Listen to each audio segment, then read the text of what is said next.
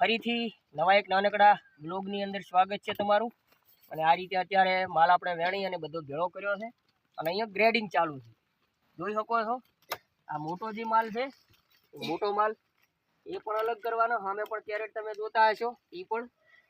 તો એ રહ્યો મોટો માલ અને આ રીતનો નાની સાઈઝ, આ નાની સાઈઝ છે એનું પણ અલગ કેરેટ। પછી હું તમને બતાવું કે આ રીતનો જે ખરાબ હોય પલગવાળો, એ પલગવાળો પણ કેરેટ અલગ। અને બાકીનું આ જે કાંઈ ફાટેલો માલ છે આ રીતનો આવી રીતે ફાટી ગયો હોય એ પણ કેરેટ અલગ। અને સૌથી નાની સાઈઝ આ રીતે આપણે ગોટીનું પણ ગ્રેડિંગ કરતા હોય, આ ગોટી તો આ રીતનો 1 2 3 4 અને 5 વકલ કરવાના હોય। તો જોઈએ કાલે શું શું ભાવ પડે છે। આ રીતે અત્યારે અમારું કામ ચાલુ છે।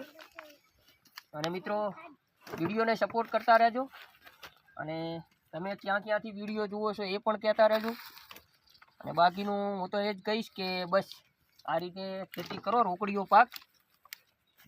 અને દાડમની ખેતી આમ જોવા જઈએ તો ખર્ચાની બાબતમાં થોડી હાઈ છે અને બાકીની આવક પણ છે અને ઊનની સાલમાં ભાવ પણ સારા છે। તો આ રીતે જેમ જેમ માલ તૈયાર થતો થાય એમ ઉતારતા રહો અને મંડીમાં પહોંચાડતા રહો।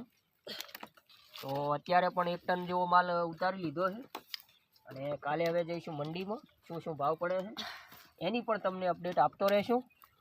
અને ખાસ કરીને વિડીયોને સાથ સહકાર અને સપોર્ટ આપતા રહેજો અને જેટલો થઈ શકે તેટલો મિત્રો શેર કરતા રહેજો।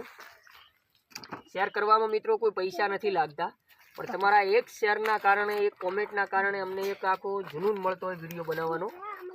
તો ખાસ કરીને મિત્રો તમને નમ્ર વિનંતી છે કે વિડીયોમાં એક કોમેન્ટ કરજો અને પહેલી વાર જો અમારી ફેસબુક પેજ ઉપર જો વિઝિટ કરો હર્યા તો ફોલો જરૂર કરી લેજો।